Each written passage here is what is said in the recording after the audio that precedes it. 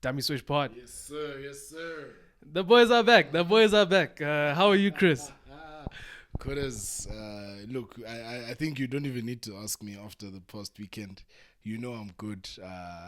I knew the Sharks were gonna do it. I was convinced, and they delivered. So I'm good, man. I'm good. How you doing, bro? Good myself. Good myself. It's just that thing about a draw. Yeah, no, the Lions. It's a prelude to Valentine's. It's an incestuous relationship right now. It's a prelude to Valentine's. Out there kissing people. 2 weekends in a row. Yeah, two weekends in a row the draws. The Dan Cutters of podcasting here to give you our flagrant takes, our opinions, church announcements. You can find us here, Spotify, Apple Podcasts, all the socials. News of the week. I don't think there's too much news. Besides Murat's injury. Besides what is. I'm not laughing. Feel free to share your thoughts. Besides that, what is it? Bandi Aki. Yeah. He's been suspended, but I didn't look.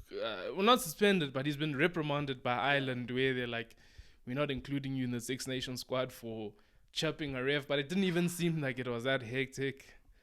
Other stuff, Razor, but I mean that's been a few weeks. That's been a few weeks now. I don't know if you have any thoughts on that.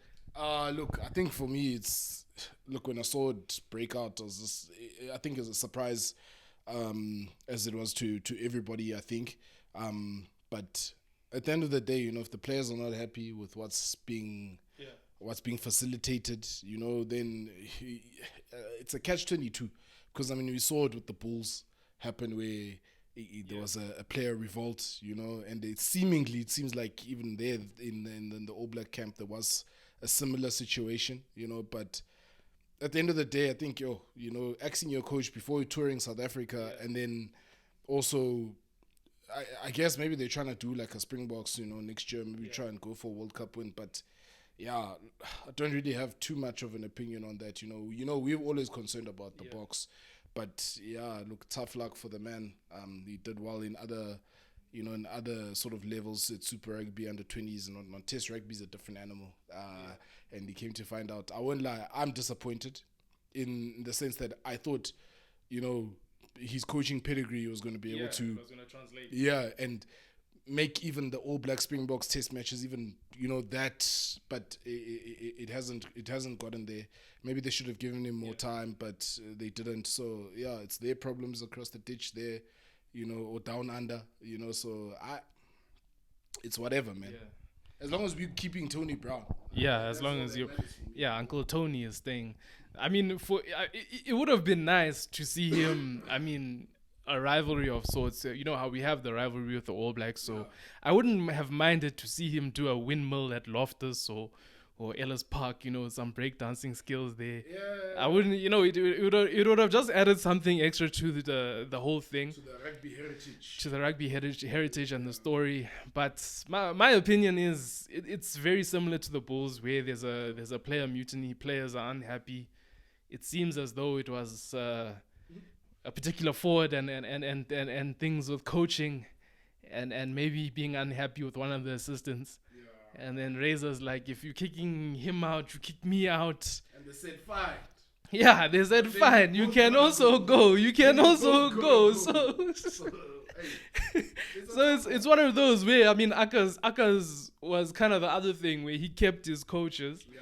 And then when things went into like, deep waters, he's like, no, I gave you guys a chance, so you guys must. And to his credit, to his credit, talking about Aka's, things have sort of turned around for the Bulls a bit, Yeah. But yeah, that All Black situation, I saw Kitsoff. He also had a few comments about it. Aye, but Kitsoff also, man. No, you shouldn't have even said anything. There's certain things where you don't have to say anything. You know what I mean? Because you don't really know what's going on in there. Yeah. Because at the same time, those guys, you must understand, those guys are winners. They're used to the All Blacks being on top and certain things, and we're not in there. They are the ones that are in there. Yeah. They're the ones that have to put their bodies on the line against the green machine, you know. So at the same time, it's like whatever works for them, you know. Us, we don't need to comment too much about what they are doing over there. We need to look at our guys. But in saying that, I'll just say this: Rugby Pass is a trash. I can't remember who's the guy that wrote this article about the box and how, you know, we are in comfortable space, and next year how it's going to be the rightful owners of South Africa as New Zealand and Australia and things like that. It's a bunch of hogwash, man. Like all it is that right now the Springboks are in a good place. They've worked bloody hard to get there. You know, there's systems that have been put in place. You know, I mean, we can all remember back in the days when we were the laughing stocks of the world with Kamstaldraht and all of that. So, you know, it's our time now. And look, at the end of the day, when you're at the top, yes, people are going to take shots, you know, so there's also that. So we don't need to also bite, but geez, some of the writing is just like, come on, man. You know, how do you even publish that, really? You know, like, but yeah, I digress. Yeah, me, the only thing kids off, like, dog. I understand he's also got a podcast. You share your opinions, you share your views. At the end of the day. Yes, but at the same time, it's like a bit of a high horse. Where it's like, if it was us and it was Rassi, we don't do that, and it's a bit of a high horse thing. So that's why, I guess, for me, when I heard it, it was a bit cringe. Yes. You know, where it's just like, I mean, obviously we all a bunch of chatty patties. We all talk about everybody, but it's like sometimes to say stuff like that, it seems like you're on a bit of a high horse. But I mean, moving on, I think let's start actually with Edinburgh versus the Bulls. Seeing as though we were talking about Akkers and the Bulls, and I think not too much in the game. Main points that I kind of took, I watched it passively, is that the defensive issues are not sorted out.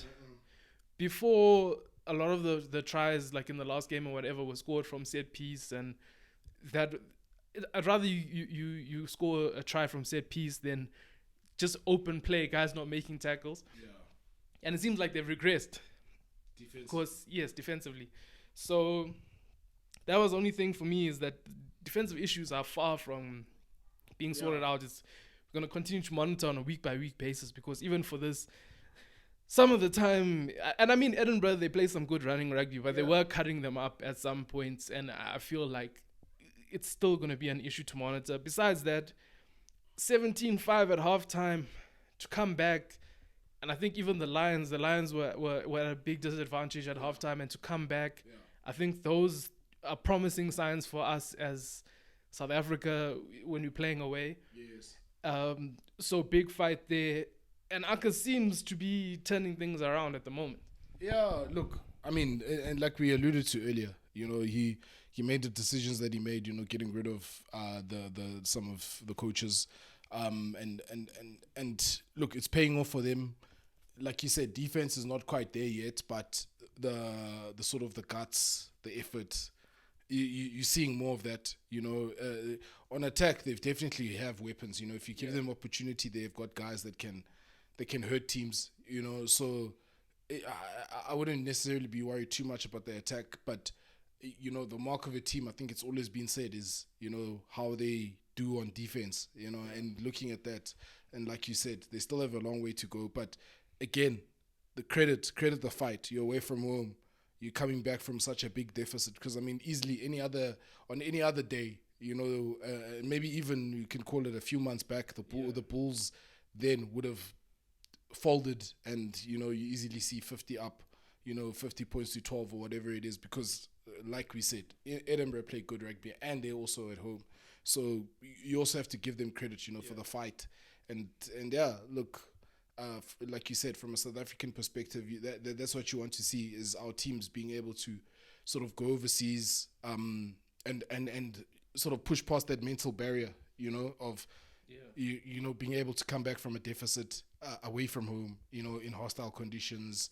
So good for the Bulls, you know, and I think they'll probably want to try and bottle that for the weekend, you know, against the Lions and the Highveld, which is going to be a tough one, you know, especially considering the Lions have been out and about on a French kissing mission. But anyway, I'm just saying, good for the Bulls. Yeah, it's definitely not going to be a draw at Ellis Park. Nah, I Definitely won't be No, a it won't. draw. Yeah, moving on to the Lions game. Bad weather, especially like towards the end of the game. There, Lions on the back of a draw. This one also landed up being a draw. Yeah. Ospreys hosting Lions. Just things to touch on. Scrum strong, and Klabakanya had a very good game Yeah. in terms of like carrying, scrummaging.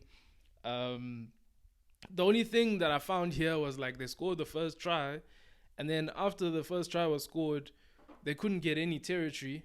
They couldn't progress up the field, and they just basically got stuck in their own half. Why do you get stuck in your own half? You can't exit, or you exit and they're just able to run it back. Yeah. So things like that. I mean, You're not able to relieve the pressure. you're not. Yeah. So then you come under a prolonged pressure cycle, Yeah. and then you land up conceding points to the point where it was 19-5, looking like that was what they were going to go into halftime. But then they fought back, Yeah. and at least it was 19-12. Things to fix that. I look at my 9 and 10. I look at my wingers, because if 9 is box kicking, Yeah. if you can compete and win it in the air, all of a sudden we've got Yes, you can go forward. yes, now on a halfway we've got possession. And then I guess it also comes down to you to your flanks, and maybe to make turnovers and things like that. But prolonged periods in the first half, it's just you on the back foot and they're just running at you for long periods of time. I'll say this about the Lions. 2 weekends in a row, yes, it's a draw. You know, you got 2 draws. Yes, away from home, cool. You're still picking up something, picking up some points. Granted, and it's and I've said it before on previous episodes that, you know, our teams at least come back with something. You know, so I'll give them that. But at the same time, it's like if you can get within a position where you're drawing games, it's games that you should be winning. You know. Yeah. So that's the thing that's sort of irritating a bit about the Lions is that it's a bit better than last season where they were looking like, and we were hoping that okay, they can make that run, and you know, but it's frustrating in the sense that you're getting yourself back into it, you know, but like you said, the 9, the 10, there's still something missing, you know, from the Lions to just get over that mark and become that team where, you know, okay, they can on any day they will turn up and they will win. You know, it's a long way off, but there's the positives that you see. You know, they were down, yes, they fought back, yes, you know, they worked their way back into that game. You know, so there's definitely good things. It's just that and we spoke about it even on the last episode. It's just that getting over that little bridge, you know, because once they're able to do that, especially away from home, I think then the Lions become a very dangerous team. But at the moment, it looks like they're a little bit off. You know, I don't want to say it's the coach or whatever, but the thing is that the coaches are the ones that are selecting the team to play on the day. Yeah. So the responsibility also turns back to them, because we can talk about 9 and 10. They're not selecting themselves. Yeah. You know, at the end of the day. So it comes down to that, you know, to the coaches, make brave decisions, you know, and we saw that with the Sharks game. There were some brave decisions made early on, you know, so it's that thing. Yeah, for me, I'll go back to also, I think, quality of players, like certain things where I'm just not happy with the personnel. They took the lead. Now it's 24-19. 20 minutes left. It's kind of it's the exact same situation as the last game. It's the exact same situation, and week by week, you want to learn and you want to try and do things better. They did the exact same thing. You know, like I'm in two minds about it, because it's like I'm happy that they were able to come back into the game. Yes. They were able to away from home, get points, difficult conditions, whatever. But the other part of me is like, it's 24-19 with 20 to go. You should be seeing out that game if you're going to make that next step, like you say. And they're just not making that next step. But for me, personnel, sometimes they're still a bit light on things. Guys missing tackles, silly things like that. Chris Smith, makes a break there at the end. I know Pete was one side. He stepped, he went this side, and then he put in the grabber in the rain, in the wind, in the snow, in the... you don't want the ball to be loose in those kinds of conditions. And you know, the thing is, you can also play for a penalty. You don't have to go straight for the try. Yeah. So, even Chris Smith, there's times where I just, it's personnel, but at the same time, it's like, who are you gonna... It's not like we have a fly off on the bench. Because the thing is, that's why they brought him in. Didn't they bring him in, to be able to be that guy that's going to close out the situations, to make the tactical decisions, the smart decisions, especially even with ball in hand, because that's your general. And if your general can't even assess situations correctly, you've got a problem. No matter how, you can do nice things and whatever, but if your general is not assessing situations properly, you have a big problem, and that's why you're going to end up in a game where I would say, more than last week, this one the Lions should have definitely won. Yeah. This one they should have definitely won, and you'd be, as a Lions supporter, I wouldn't be impressed, and even as from a coaching group as well, you can't be impressed, because at the same time, this weekend the Bulls are coming through. Akas is coming back home. It's a homecoming sort of for him. The Bulls are also in a bit of a resurgence type thing, although, like we mentioned, defensively, but still, it means that the Lions, you are vulnerable at home. And it's a chance for the Bulls. It's going to basically play into the Bulls' hands, because they would have watched it and seen that, okay, this is how you can apply pressure on these guys, and high chances that they'll get the result. But we'll talk about that at the end, Codis. We'll talk about that at the end. I don't think the Bulls will get the result. I'm happy that it's Akas and it's not a Jake White. I remember Jake White was complaining about the air cons in the facilities. He knows the layout. He knows the ground. Maybe he knows. Moving on, saving the best for last. Stormers versus the Sharks, and you predicted it last week. And it came to fruition, and JP Peterson looks like he's brought in that energy, but not just the energy, a basic blueprint that just did not seem to be there under Plum, where it's like they have structures, the balance of the team also, the guys that he's putting on the bench and the guys that he's putting to starting, and then when he's making the changes also seems to be inspired. You've got Esther Hazen moving to flank. Yes. You've got Sia on the bench, then Sia comes in and makes a big impact. You've got Ox also on the bench, then he comes in, he does this. So there's just it seems to be a lot of right decisions. Yeah. And a lot of, even when you look at the way that they were building pressure on the scoreboard, and they kind of had big plays to keep the Stormers out. And it's like you said last week, and like we've been saying, that the Stormers are not firing on all cylinders. So they've been caught out in a way where it's like they've been getting away with it, and they have been good enough to get away with it. Yeah. And they've been leaning on their set piece. They've been leaning on the mauls. Yeah. They've been leaning on the scrums. Now you face a team where they didn't give them too much. The set piece is a problem now, because you've got Chituka making steals in the air. Yeah. You've got the hooker can't find the jumper, and then you've got the scrum time where it's not going right as well. So they couldn't lean on their set piece, and Russ was not there. Yeah, so I don't know. Give us your take. Look, I think Sharks' game plan, tactically, they got it spot on, in terms of the kick pressure, and territory, not wanting to play too much in their own half. I think Fassi was, he was big. Fassi was big that game, yes. Pepsi was also good, but a lot of the key moments, Fassi was too much involved in that 50-22. It was always just the Stormers under pressure, Stormers not having attacking, launching set piece, to play their game. We saw it after the Sharks scored, yes. Era of kickoff, Stormers got back into it. But then from there, it was great control from the Sharks. And yes, I think they just got it spot on from a tactical point of view. And then it was just a matter of now it's hot, it's pressure. Because easily, depending on which side you want to fall on, you can say it's some scrums. Yes, the Stormers were better unlucky. Yeah.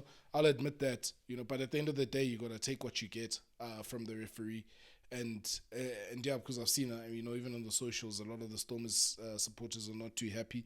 But at the end of the day, that's what it is, right? Rugby, we've come to understand it's not an exact sort of science when it comes to officiating. So unlucky in that aspect, but everything else, though, you can't.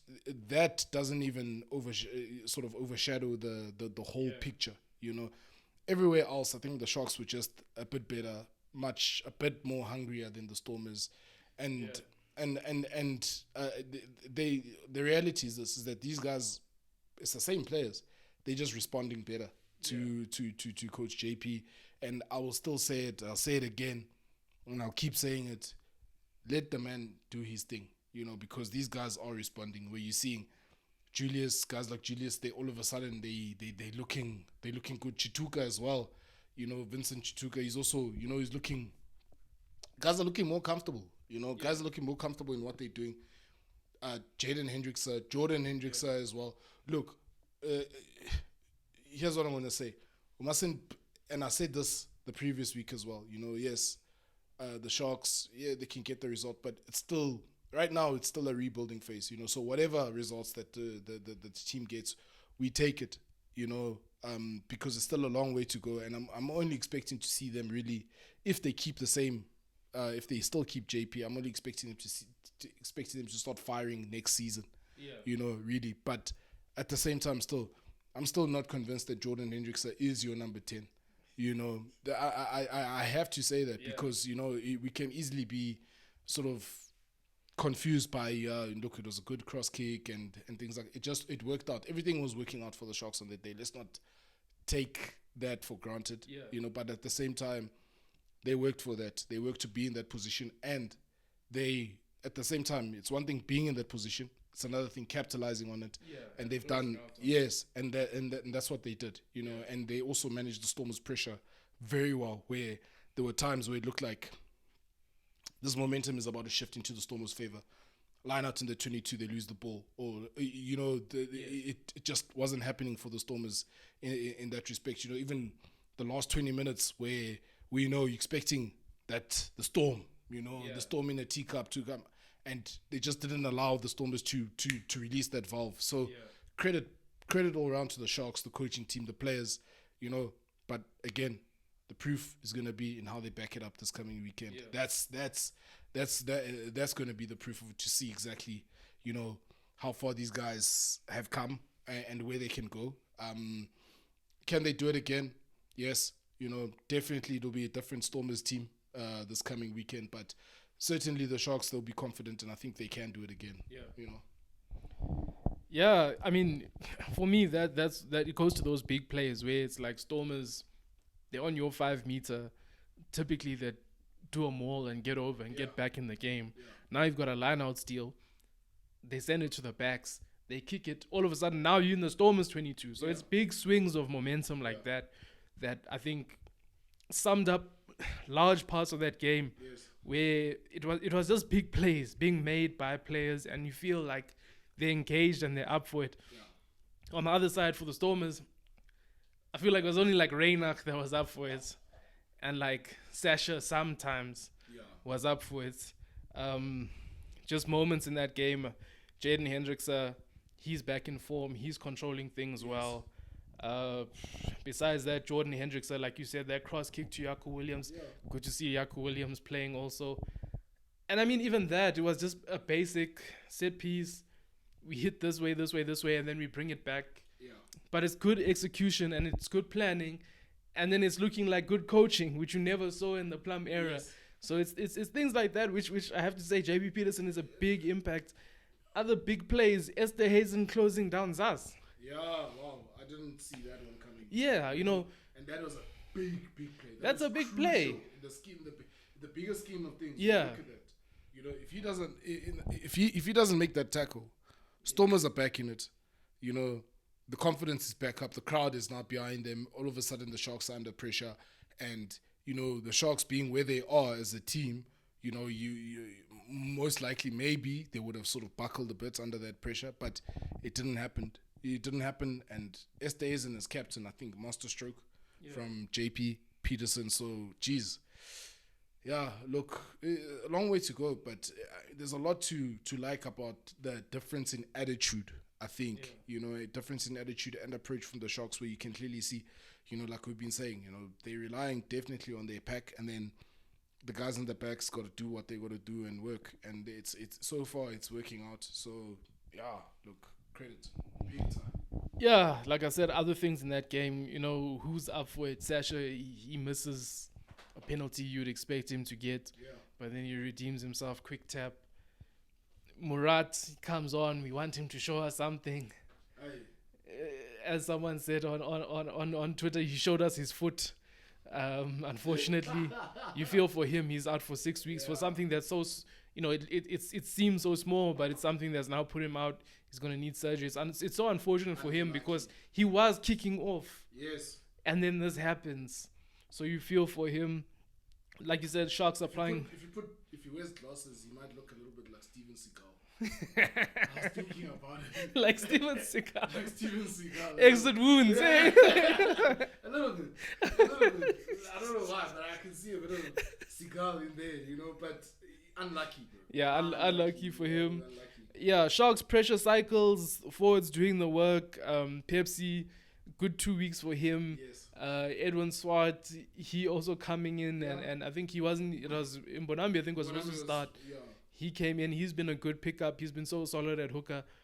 Other things, when your lineup's not functioning and your scrum's not functioning, it's hard to do anything. Yeah. It's hard to push on and do anything. Meanwhile, the Sharks are building a lead while that's happening at the same time. And like I said, Esterhuizen to flank. That was also a good thing. And the 30-12. Yeah. At one point, they ran up that score in a massive way. Other things we'll take from this, like I said, Ruiz wasn't there. That was big for them. For the Stormers, that was big for them, him being missing. The other thing, people are going to call into question Sasha's leadership because he was the captain, and they're going to say, why was he captain, and is he an individual, and does he play like an individual? I don't really think it factors in. No, it doesn't. I think the team is just in a place where they're not getting it all right. Yes. So to put it on him, and Sasha's always played like an individual. It's not like he's a glue guy. He's not a glue guy. He's a moments guy. He has moments in games, and he showed this in this game where he had moments. Yeah. So he's not a glue guy. He's not necessarily gonna be. He doesn't look like a vocal captain. The captaincy thing. I think it's much to do about nothing. It's just Look, this is what it is for the Stormers. They just in a position now where they have to just recalibrate, reassess. Hopefully it doesn't happen this weekend. But they've had a good start. So now it's about the second half of the season and finishing off strong, and you're going to expect some turbulence. It's not always going to be smooth sailing. So I think they'll be on a course to try and correct that. I don't think looking at Sasha and you're going to question his leadership. Okay, look, at some point, yes, when they first made him captain, I was like, okay, is he really ready? But obviously we're not in there. The coaches see what they see. The players, obviously he must have the backing of all the guys as part of development. He's still learning. He's still growing. So I wouldn't be too harsh on him. Things like the kicks at goal and things like that. Look, he missed a few kicks. Jordan Hendricks also missed a few kicks. So that I wouldn't even look at that. It's just like you said. Right now, the Stormers it hasn't been falling in their favor. They've been surviving off things working out in the favor of the rubber with the green, because winning is a habit. Now they just need to reestablish that, not this weekend, but, they'll get there. Let's talk about this coming weekend. Sharks can do it again. Sharks can do it again. Yes, it'll be tougher, maybe 3 points this time around, because the Stormers but Sharks can definitely do it again. I don't see the Stormers changing too much in a week. Yes, they'll be more fired up. They would have looked at what they did or could do better, and they'll come out, firing, but it's a game at the tank. I think the Sharks can definitely do it again. Yeah, for me, I mean, I don't know Ruiz's injury status, but I think for me, he's like a big swinging factor. Excluding that, I see the Sharks potentially doing it 2 weeks in a row. I think they can do it. Yeah, I think the energy is there. Obviously, I'm not as. Last week I was super confident, that they will do it. This week, because the Stormers would have seen what the Sharks have thrown at them, it'll be tighter, much tougher. But I still think the Sharks have got it in them to pull off a win, and it'll be tight. 3 points. Just like I believe the Bulls will also, get a win against the Lions. I'm on a hate watching mission, so be on the lookout for that hate watch. But yeah. Yeah, this weekend, Lions hosting Bulls. I think Bulls have been going well. The turnaround is there. Philly's been so good for them. Pollard's been like kind of good for them. I don't see them kicking on in the same way. I think the Lions, especially at home, especially when they're given the chance to run at home and to do things, I really believe that they'll get it done. And I'm leaning towards my boys, man. I'm leaning towards my boys. And it's not just a hometown decision. It's not just a supporters decision. I really think that the Lions will be able to put together more, and they'll be able to deal with. It's just, I think maybe scrum time. If Bulls get ascendancy there, it could be tricky. But all in all, I think it's a Lions W this weekend. I think we may or may not be in attendance. So yeah, but I think it's a Lions win. Yeah, I look, Quarters. I think Bulls are gonna drag them into the gutters, because there's intimate knowledge, over there. So you say Lions win, I say Bulls win. He knows where the bodies are. Yeah, he knows there. He knows where the hyena is. Yeah. He's gonna revive that hyena. But yeah, look, I think Bulls. You want to see the Bulls sort of try and kick on, and then Bulls and Sharks this weekend for me. Yeah, for me, I think I have to go Lions and I'll go Sharks. I think Sharks. But that's it from us, guys. Thanks for watching. Thanks for listening. We're out.